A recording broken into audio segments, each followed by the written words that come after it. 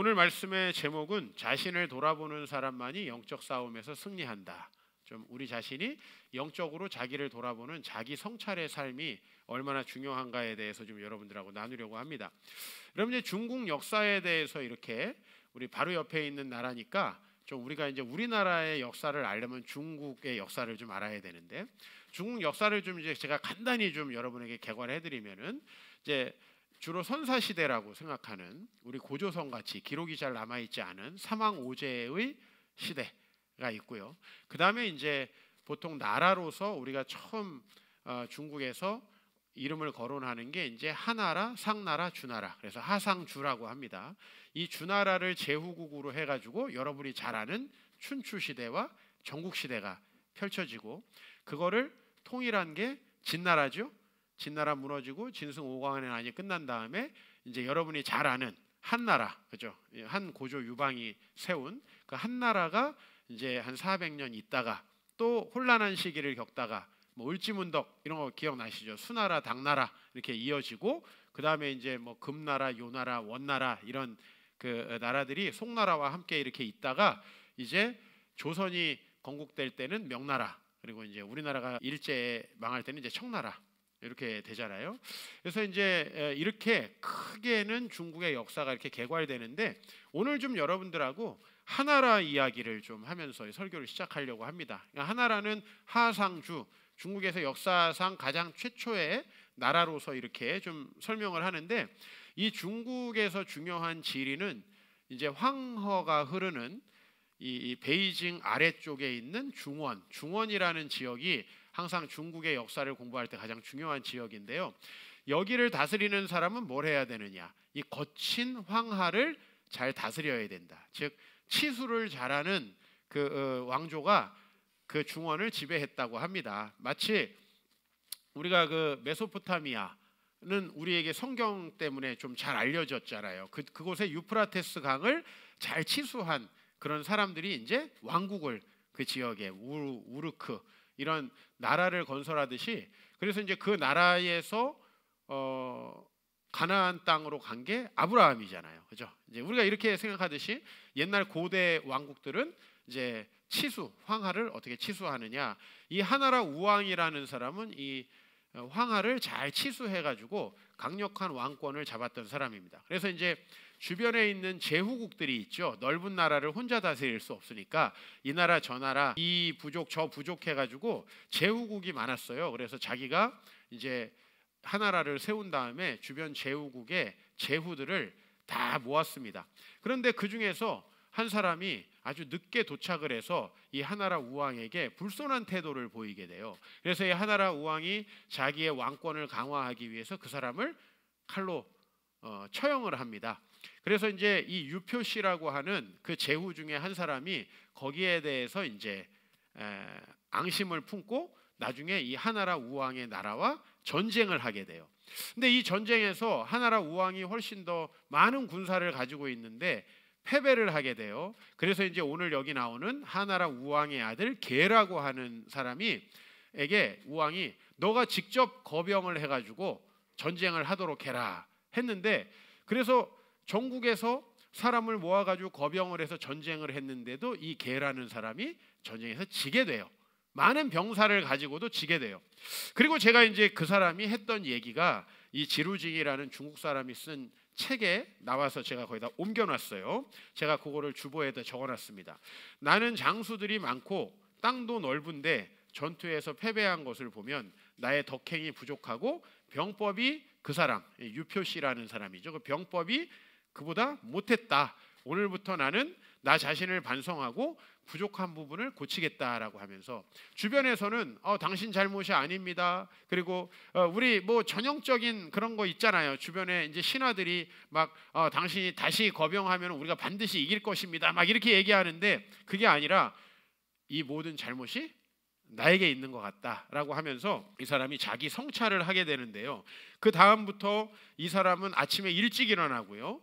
책을 읽고 간소한 음식을 먹고 간소한 의복을 하면서 하고 살면서 그 주변에 재능이 있는 사람들을 두루 등용하고 덕이 높은 사람들을 이렇게 높이는 그런 그 정책을 썼다고 합니다. 우리가 이제 이런 것들이 보통 지도자의 어떤 중요한 덕목이잖아요. 우리가 항상 대통령이 처음에 취임 연설할 때 듣는 얘기가 있어요. 그게 뭐냐면 정파를 떠나서 재능 있는 사람을 등용하겠다. 그런 사람을 한 번도 보지 못한 것 같아요. 끝까지 자기 사람을 등용하다가 나중에 가까이에 있는 측근들이 부정부패를 일으켜가지고 이제 이 정권이 몰락하는, 우리가 이런 것도 얼마나 많이 봅니까? 이 개라는 사람이 다스리던 이 당시에는 여러분들이 중국 역사에서 여러 사자성어가 있는데 주지육림이라는 말 들어보셨을 거예요. 이 술을 저수지같이 많이 가져다 놓고 고기를 숲처럼 만들어 놓은 다음에 거기서 이제 여성들을 데려다가 즐기는, 이게 이제 그 당시에 어떤 왕들의 생활을 이제 묘사하는 말이잖아요. 그런데 이 하나라 우왕의 아들 개가 그렇게 자신을 단촐하게 하고 덕을 쌓으면서 국민들에게 통치한다고 하는 이 소식이 알려지고 나서 자기를 이제 쳐들어왔었던 유표씨라고 하는, 전쟁에서 승리까지 했던 이 사람이 1년 만에 투항을 해서 이 하나라가 아주 강성해졌다라는 이야기가 이 중국에서 전해지거든요. 여러분, 우리가 되게 중요한 건 뭐냐면은 우리가 자기 성찰이라는 게 굉장히 어렵다는 거예요. 왕쯤 되면 어때요? 청와대에 들어가면 어때요? 이제 자기에게 아부하고 자기에게 좋은 얘기 해주는 사람의 이야기만을 듣게 되고, 그러면서 이상하게 야당일 때는 굉장히 많은 이야기를 듣고 국가가 나아가야 될 방향을 되게 정확하게 짚는 것 같은 사람들이 이상하게 청와대에 들어가면은 국민들과 전혀 상관없는 이야기를 특히 한 3년차 지나면 하기 시작하는 걸 보면서 이게 얼마나 어려웠을까. 이 하나라 우왕의 아들 개가 자기 자신의 덕행이 부족하고 자기가 병법이 부족하다는 걸 생각하고 자기 자신을 개혁한다. 이 모습이 정말 우리 그리스도인이 가져야 될 모습이다. 이 사람은 그리스도를 알지 못했는데도 그 삶의 지혜를 가졌던 사람이죠. 사실 저는 여러분들이 여러분 같은 직장에 다니는 어떤 사람들보다도 성공해야 된다라고 믿습니다. 그리고 저는 여러분들이 주변에 있는 다른 누구보다도 행복한 가정을 이루어야 된다고 믿습니다. 왜냐하면 여러분은 오늘 하나님의 권위 아래 이렇게 모여서 어떤 교수님이나 어떤 강사의 강의가 아니라 하나님의 말씀이라고 생각하는 이 목사의 설교 말씀을 들으면서 자기 자신을 성찰합니다.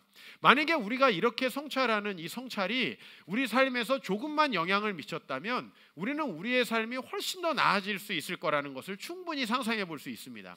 그러나 실제로 제가 목회를 하면서 내지는 제가 큰 교회에서 수년 동안 근무를 하면서 느낀 건 자기 자신을 성찰하는 사람이 참 적다라는 겁니다.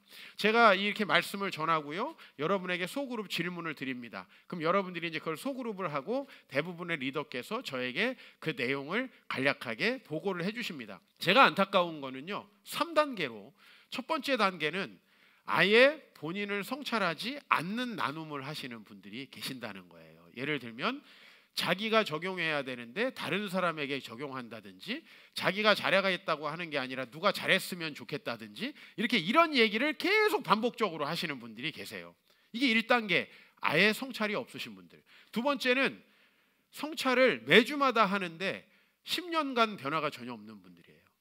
뭐냐면 늘 자기에게 적용하고 자기가 이렇게 해야 된다라고 얘기해요. 물질에 욕심이 많고 나는 경건 생활이 너무 안 돼 있고 아내에게 잘못하고, 이런 얘기를 늘상 하는데 줄기차게 똑같이 변하지 않고 그 다음 주에 또 성찰하시는 분들, 이런 부류의 분들이 계세요. 그리고 이제 이 성찰을 하는 데에 좀 적용을 잘 못하고 구체적이지 않으신 분들이 계세요. 항상 그 제일 끝에 질문의 답변이 뭐냐면 목사님 말씀대로 좀 잘해야 되겠다, 뭐 이런. 우리 아이들, 어떤 아이들이 공부 제일 못하는지 아세요?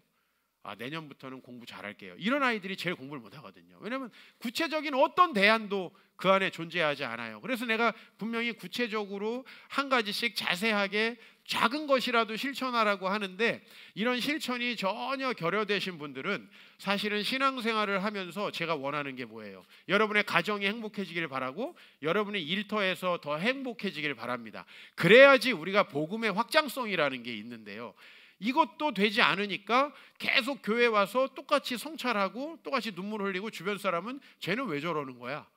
쟤는 왜 저러는 거야? 이 얘기를 계속 하는 거죠. 만약에 여러분의 배우자나 가족들이 교회를 안 다닌다면 쟤는 뭘 맨날 들여다보고 목사님 설교를 듣는 거야, 이제 이런 얘기를 하는 것이죠. 그래서 우리가 자신을 성찰하고 잘못된 것을 바꿀 수 있는 능력이야말로 우리 그리스도인들이 가질 수 있는 최고의 능력이고, 그렇게 우리가 변화될 수 있다면은 앞으로 여러분, 우리 교회 성도들의 평균 연령이 굉장히 낮잖아요. 지금 이 예배에 거의 대부분 앞으로도 몇십 년 사셔야 되는 분들이에요. 아무리 안 살고 싶어도 50년 이상은 다 사셔야 되는 분들인데, 여러분들 얼마나 발전하겠느냐라는 생각을 하면서 오늘 이 유다서 말씀을 좀 살펴보려고 해요.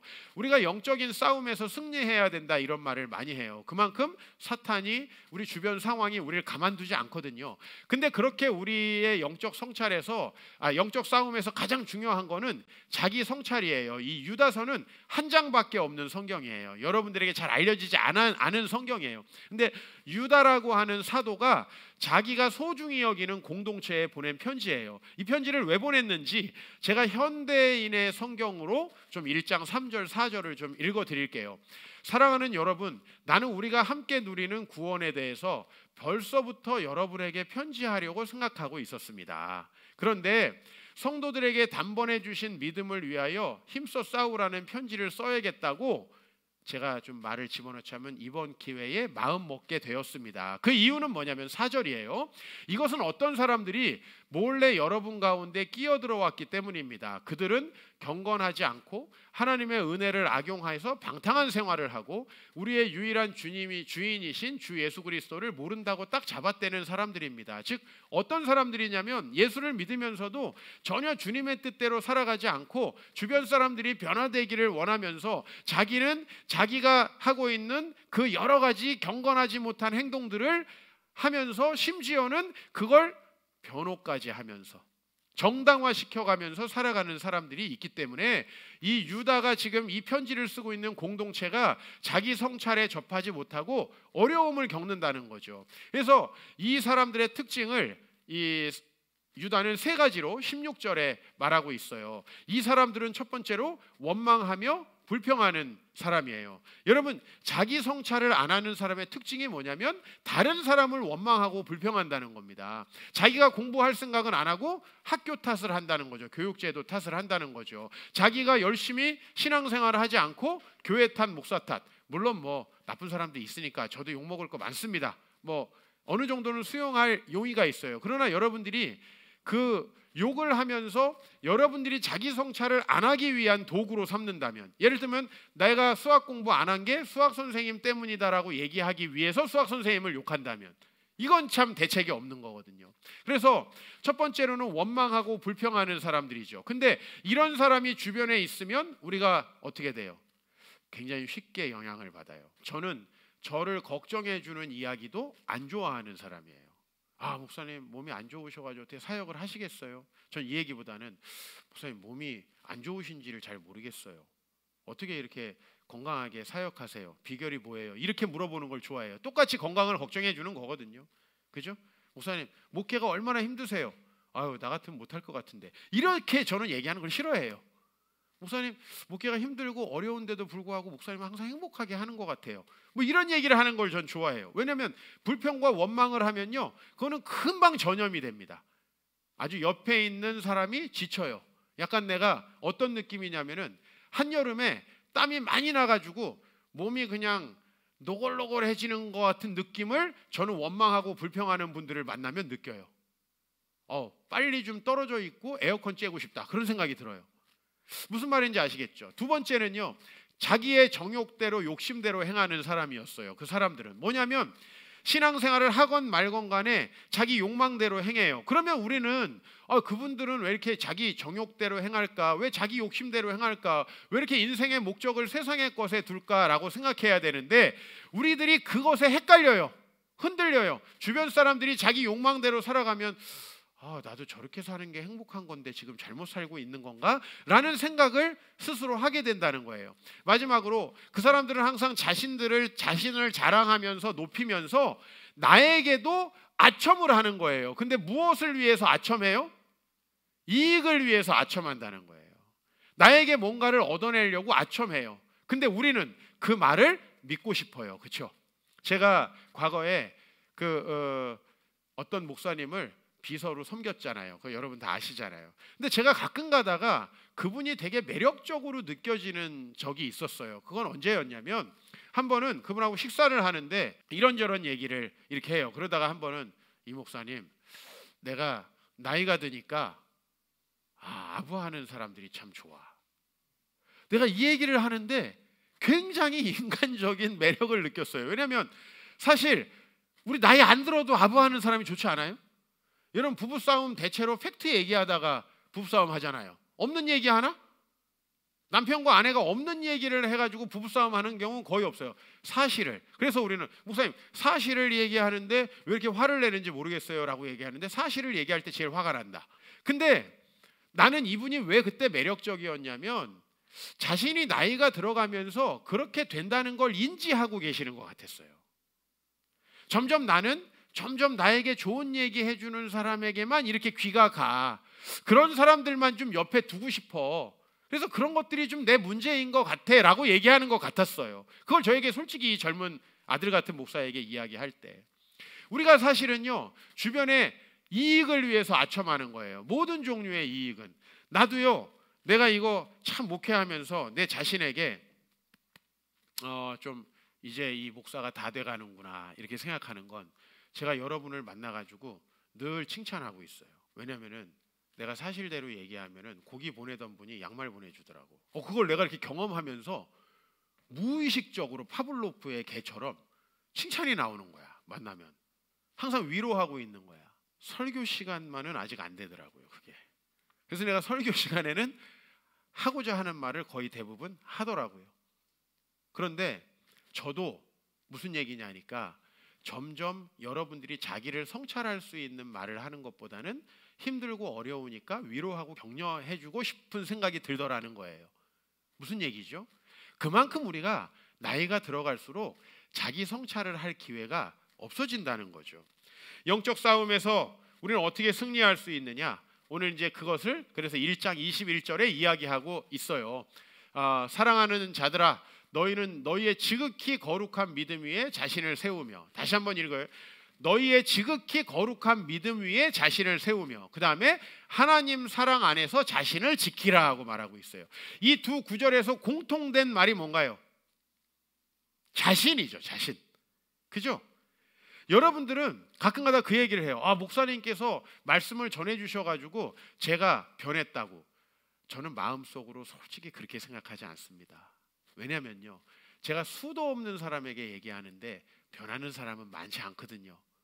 이 변화는 제 말에 있는 것이 아니라요, 여러분 안에서 진짜 여러분이 믿음 안에서 자신을 세워가고 싶고 하나님 안에서 거룩하여지고 싶고 여러분이 정말 더 나은 삶을 강하게 열망하는 그 마음이 이 말을 받아들이게 하는 거지, 절대로 제 말이 여러분을 바꾸지 않는다라는 것을 뼈저리게 체험합니다.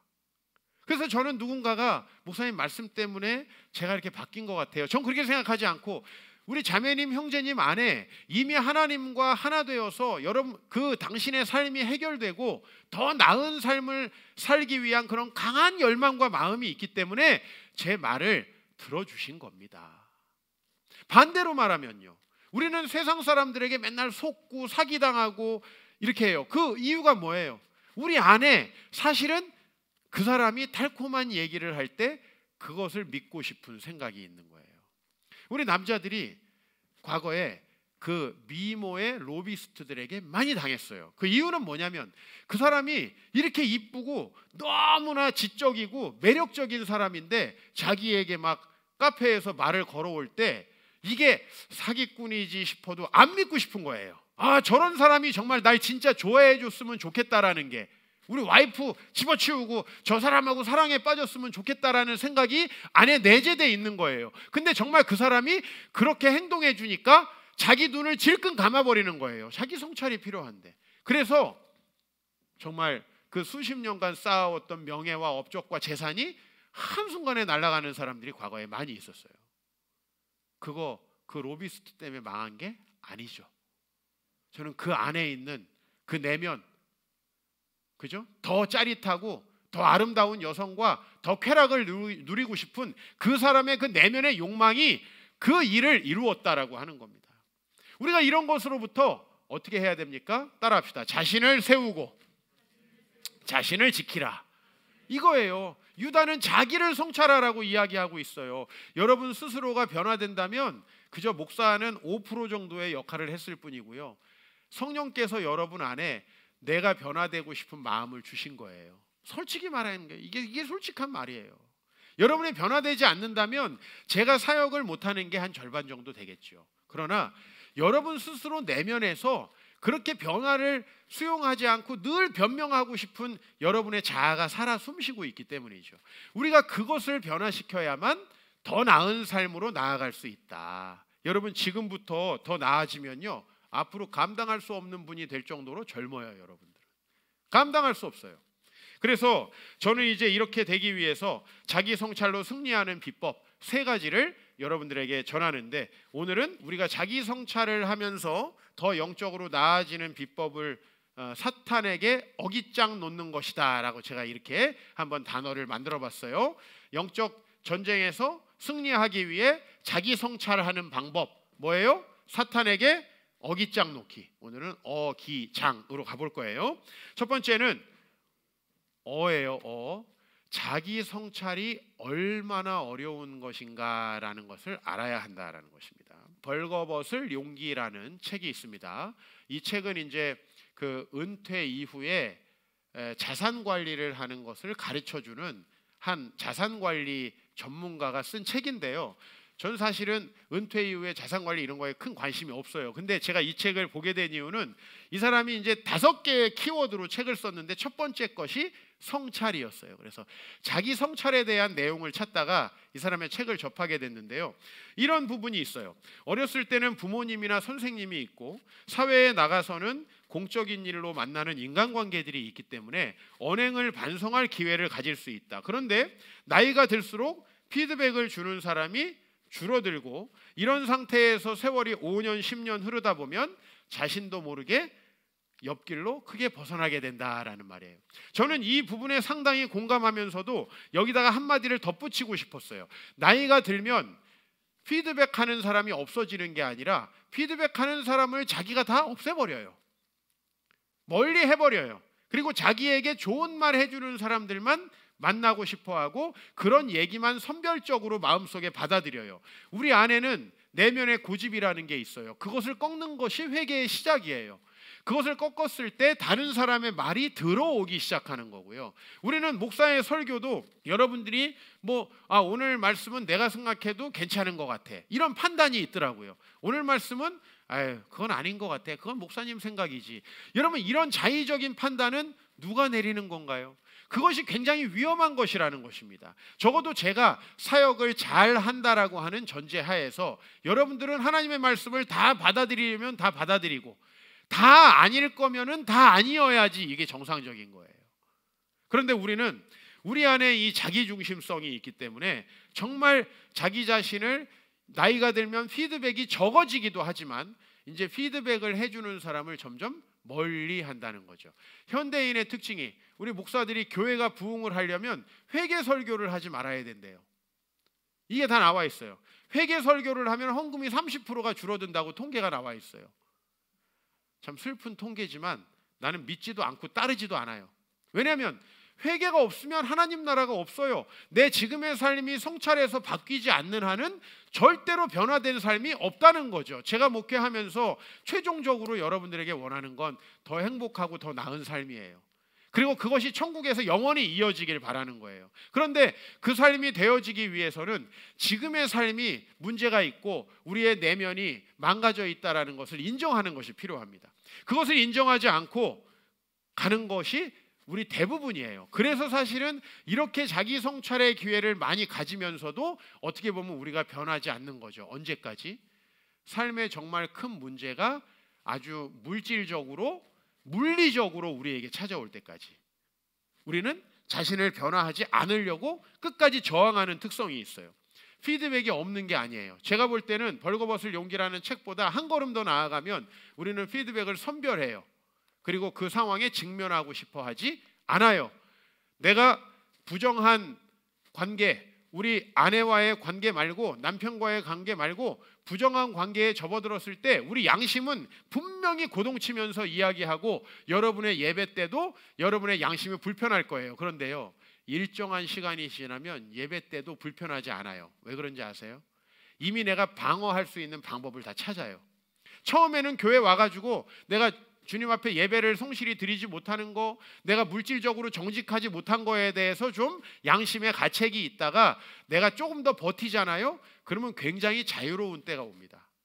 왜? 이제 나한테 좀 거슬리는 건 아유, 목사님이 돈 거들라고 하는 얘기겠지, 목사님이 나 일 시키려고 하는 얘기겠지, 이렇게 생각하면 되는 거예요. 그 방어 논리라는 게 충분히 만들어지고 가능하다는 거예요. 제가 아까 전에 로비스트들이 다가오면 아, 그렇지, 내가 아직도 살아있지, 나 이렇게 매력적이지, 그렇지, 아, 저런 여성이 날 좋아하게 될 줄 알았어, 이러고 싶은 마음속에 우리 욕망들이 있는 거예요. 그래서 그것을 속이는 거죠. 자기를 속이는 거죠. 여러분이 얼마나 이 피드백을 받기가 어려운가라는 것을 좀 알아야 돼요. 우리는 아내와 남편이 조금만 지적하면 싸우게 된다는 걸 알죠. 그죠?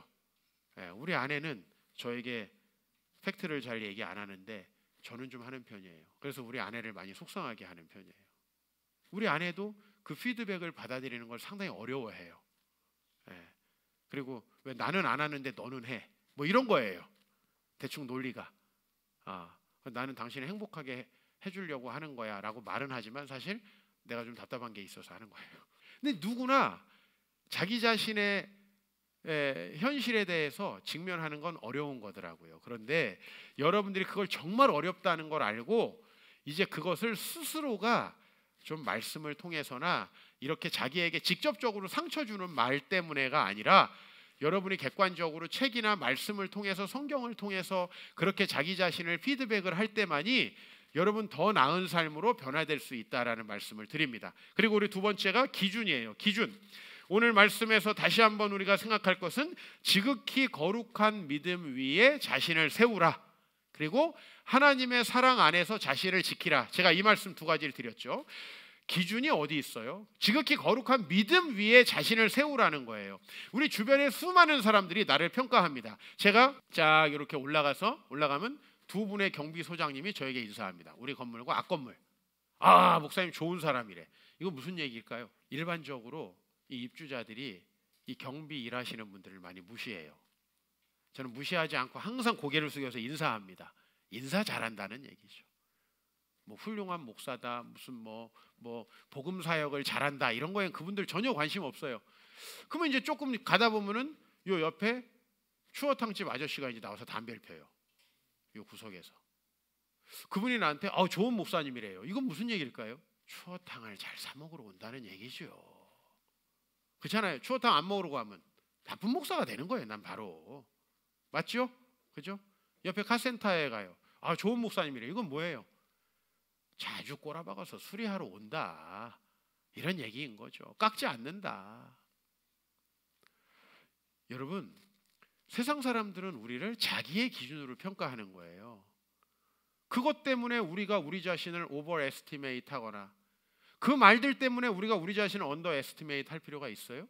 그럼 우리는 무엇으로 우리를 적절하게 에스티메이트 할 거냐라는 거예요. 그건 뭐냐면 분명한 여러분만의 기준, 믿음의 기준이 있어야 한다라는 것입니다. 저는 하나님이 보시기에 아름다운 사람이 돼야 돼요. 왜? 그분이 나를 창조하시고 보내셨고 그분이 나의 복의 키를 가지고 계신 분이기 때문에 그분에게 좋은 평가를 받아야 되죠. 제가 고등학교 때 대학에 실패하는 제 친구들이 이 두 종류로 나눌 수가 있어요. 하나는 이 친구가 중간고사, 기말고사 선생님이 답 가르쳐준 거, 문제 가르쳐준 거, 이런 시험은 잘 보는데 모의고사를 못 보면서도 본인이 공부 잘하는 줄 아는 분이에요. 이런 부류가 한 부류가 있어요.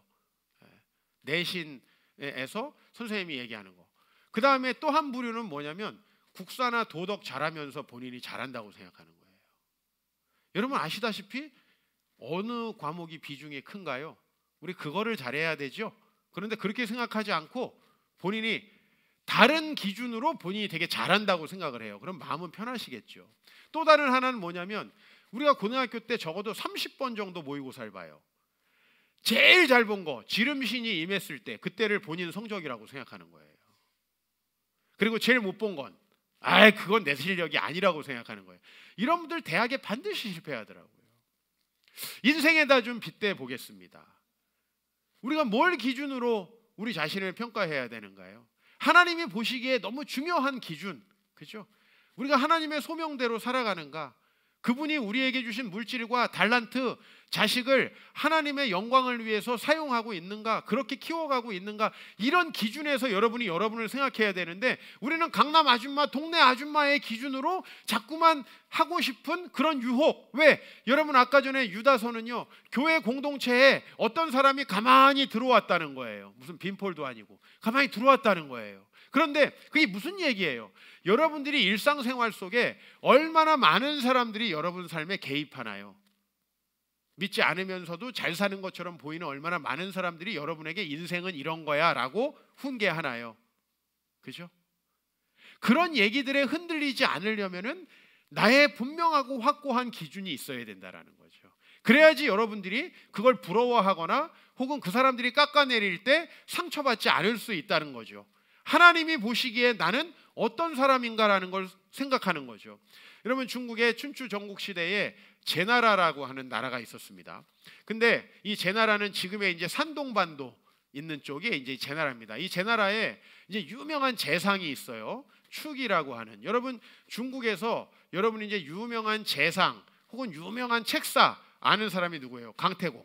여러분 맨날 낚시한지 알지만은 이 사람 이제 때를 기다리고 있다가 느지막한 나이에 이제 굉장히 쓰임 받은 사람이죠. 혹은 이제 유비의 책사였던 제갈공명 이렇게 알고 있죠. 이 제나라에 이제 우왕을 섬기던 축이라는 사람이 있었습니다. 근데 이 남자들은요, 예나 지금이나 보편적 특징이 있어요. 샤워하고 딱 꾸민 다음에 자기를 되게 멋있다고 생각하는 거예요. 이 제나라 재상 축이도 아마 자기의 용모에 굉장한 자신감이 있었던 모양이에요. 그래서 어느 날 깨끗하게 씻고 의관을 딱 차려입고 기름을 바르고 이제 자기가 자기를 보니 너무 멋있어 보이는 거죠. 그런데 그 나라에 서공이라고 하는 아주 인물이 출중한 사람이 있었어요. 그래서 자기 아내에게 이렇게 물어봅니다.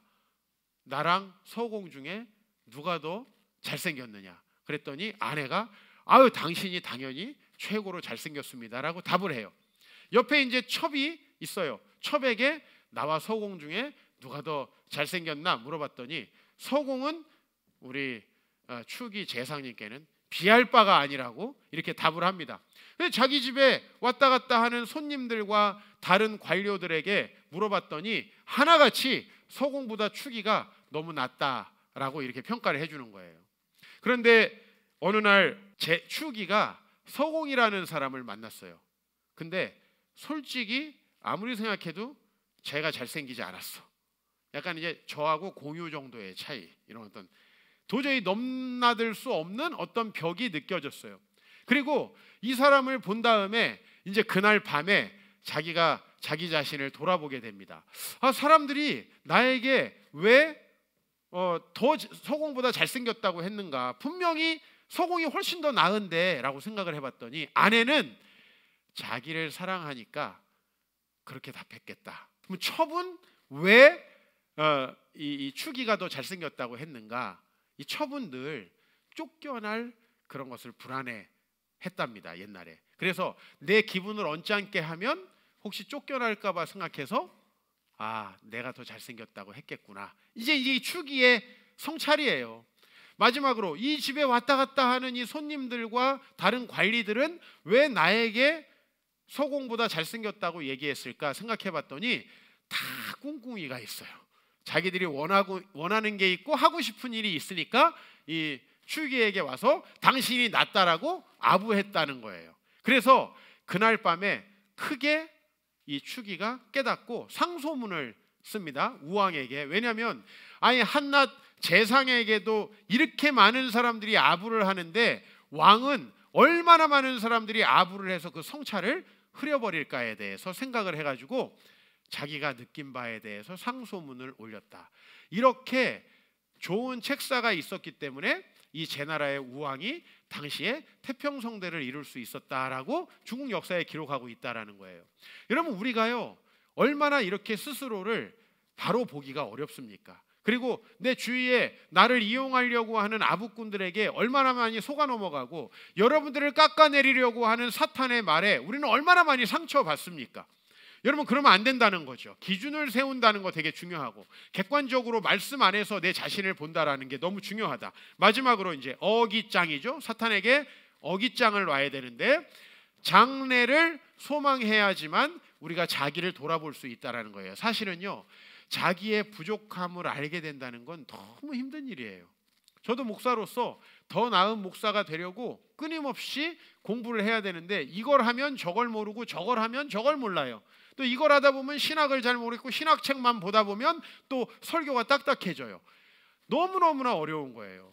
근데 제 자신이 부족하다고 생각하고 끊임없이 뭔가를 하는 것보다는 너무 잘하시는데 최고라고 이런 말 듣고 편하게 지내는 게 훨씬 좋죠, 사람이라는 게.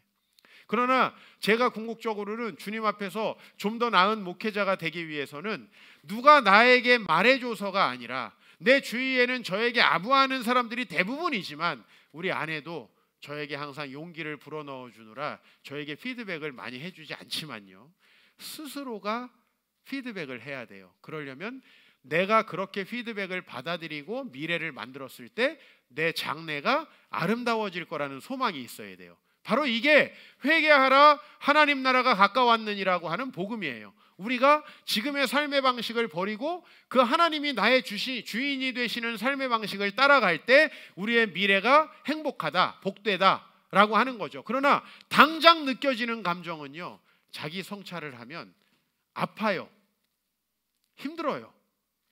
뭔가 결심하고 나면 그것을 지키려고 상당히 고통스러운 시간이 지나갑니다. 그러나 우리가 그런 변화가 없으면 나이 들어서 나만 모르는 거죠. 이상해져 간다는 걸 나만 모르는 거죠. 왜? 내가 피드백을 선별하기 때문에.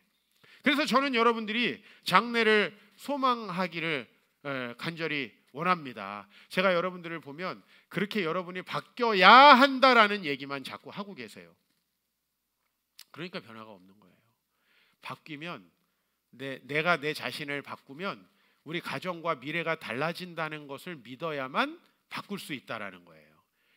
나는 여러분에게 뭐 해야 된다라는 얘기를 점점 안 하고 있어요. 왜냐하면 제가 보니까 당위에 순응하며 살아갈 사람은 별로 없더라고요. 당위, 즉 하기 싫은데 해야 되니까. 이건 절대로 오래 못 가더라고요. 신앙생활 억지로 오래 갑니까? 절대 안 돼요. 교회가 좋고 사랑스럽고 사람들을 만나서 행복해야 돼요. 그래야만 내 마음속에 하고 싶은 마음이 생기는 거죠. 하나님의 나라를 경험해 보십시오. 그분의 말씀을 실천했을 때 얼마나 좋은 변화가 나타나는지를 여러분은 꼭 보셔야 합니다. 그래야만 여러분의 믿음이 성장합니다. 저는 이번 주에 굉장히 행복한 일이 있었습니다. 이 설교를 준비하면서 일주일 내내 싱글벙글 했는데요, 그거는 한 자매님 때문에 그렇습니다. 제가 작년에 이 자매님을 만나서 가정에 대해서 좀 상담을 한 적이 있습니다. 남편과의 관계가 좀 어렵다라고 해서 이 자매가 카페에서 저를 만나서 한 2시간 정도 이야기를 했습니다. 물론 이렇게 얘기하신 분들 수도 없어요. 근데 제가 이 자매님 이야기를 오늘 해드리는 건 이 자매님에게 놀라운 변화가 나타났기 때문이에요.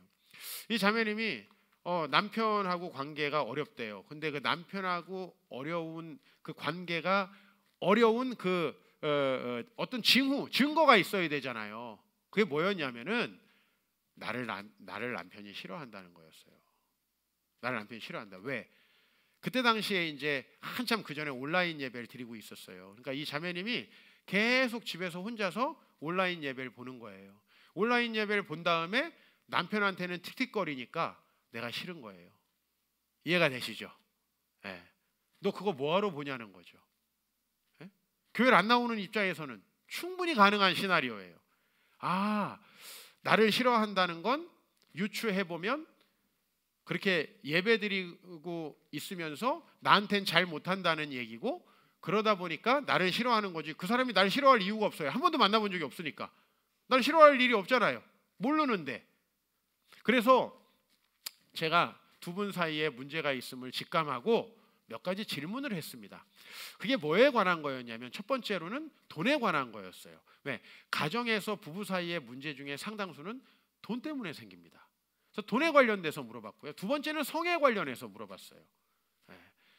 그리고 세 번째는 의사 결정을 할 때 어떤 방식으로 의사 결정을 하는지. 예를 들면 집에 TV를 바꾸고 싶다라고 하는 이런 의사를 누가 주로 내고 누가 주로 반대하면서 결국은 어떤 사람에 따라서 의사가 결정되는지, 이런 이 세 가지를 물어봤더니요, 쭉 들어보니까 남편이 정말 아내를 싫어할 수밖에 없는 몇 가지 이유가 딱 거기서 도출되더라고요. 그래서 제가 그날 우리 자매님에게 조금 뭐 어차피 상담을 하는 마당에 이런 부분들이 조금 남편은 상당히 기분이 나쁠 것 같다. 그리고 그렇게 목사의 설교를 매번 듣고 하면서 그런다는 게 아마 굉장히 이해가 되지 않을 것 같다. 교회 안 나오는 입장에서 이제 이 얘기를 전달했습니다.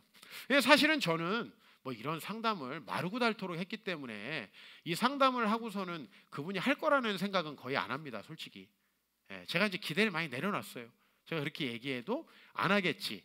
왜 안 하겠지가 좋으냐면은 그러다가 하면 되게 기분이 좋아요.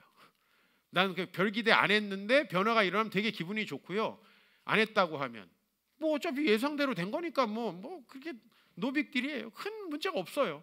근데 아니 이제 그래서 제가 그렇게 얘기하고 뭐 그 다음에는 이 자매님이랑 얘기할 크게 기회가 없고, 저도 여러분 알다시피 이제 수술하고 뭐 이러느라 뭐 대화를 못 하다가 이제 조금, 그래서 내가 이분에게 이제 지난주에 전화 신방을 할 겸 이제 전화를 드린 거예요.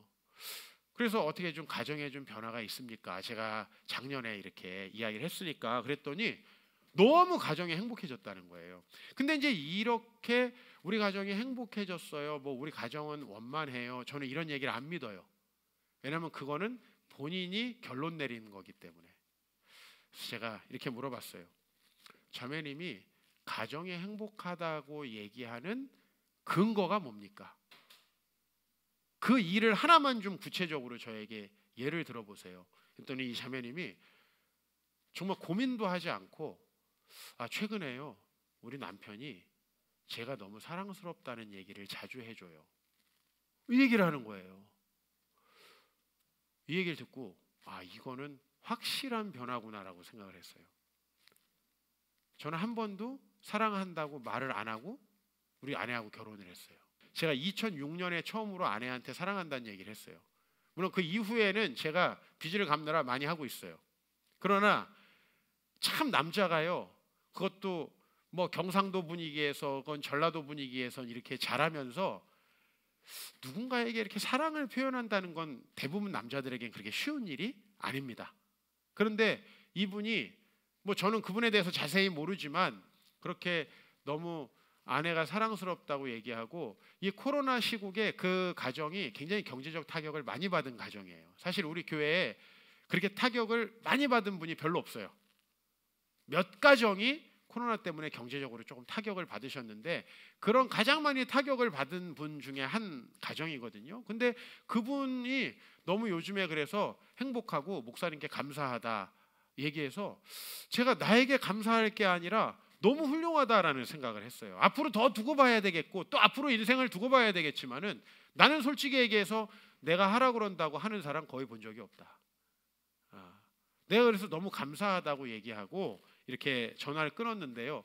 그 너무 사랑스럽게 보인대요. 이 말이 잊혀지질 않는 거예요. 그런데 주보에 넣어놨어. 너무 사랑스럽게 보인대요. 이게 그거예요. 내가 이 말이 잊혀지지 않고 이건 정말 확실한 증거다. 내가 우리 교회 성도들이 서로 싸우고 다투면요, 내가 남편을 불러가지고 솔직히 야 이 자식아 좀 사랑한다고 좀 말해줘 이렇게 얘기를 해요. 우리끼리니까, 남자들끼리니까. 그러면 목사님 아는데 진짜 못하겠어요. 이 얘기를 많이 해요. 못하겠대. 사랑하는 마음도 있고, 나 목사님 저도 사랑해서 결혼했어요. 근데 못하겠어요. 그리고 안 하다 보니까 못하겠고 지금은 진짜 안 사랑하는 것 같아요. 막 이런 얘기. 너무 짜증나가지고. 근데 그 남자가 무슨 목사의 코치를 받지도 않고 이렇게 자기 성찰을 하시는 분도 아닌데 아내에게 내가 너무 사랑스럽게 보여라고, 너 너무 사랑스럽게 보여 이렇게 얘기한다는 건 진담이에요. 진담. 이렇게 목사에게 훈련 받아가지고 막 문자 보내는 게 아니고, 그게 아니고, 저는 이분이 참 기대됩니다. 여러분 누군지 잘 모르시겠지만 저는 이분이 굉장히 기대되고요. 이렇게 제가 딱 한 번 상담을 하고 들은 경우는 거의 없는 것 같아요. 예. 목회가 이렇다면 진짜 목회는 편하고 행복할 거예요. 10년 동안 해도 안 변하는 가정이 거의 대부분이에요. 그래서 저는 오늘 여러분들에게 좀 이 말씀 드리고 싶어요. 꼭 장래를 소망하라. 여러분, 우리가 변화되면 반드시 하나님이 외부 환경을 변화시킵니다. 변화는 내가 돼야 되는 거지 외부 환경이 변화되는 것이 아니죠. 예. 잘못된 종교인들의 전형적인 특징이 나는 안 변하면서 다른 사람이 변화되기를 바라는 거거든요. 우리 기독교는 철저히 내가 회개하고 우리 주님을 주인으로 받아들이라고 말씀하고 있습니다. 안 변할 것 같은 분들, 그게 안 믿어지시는 분들은 아마 본인의 생활을 고수하시겠죠. 뭐 그래도 저는 여러분들에게 만족하고 여러분들과 공동체 생활하는 거 너무 행복합니다. 그러나 여러분들이 좀 더 나은 삶을 살기를 원하신다면은 오늘 사탄에게 어깃장 놓기 한번 실천해 보시기를 소망합니다.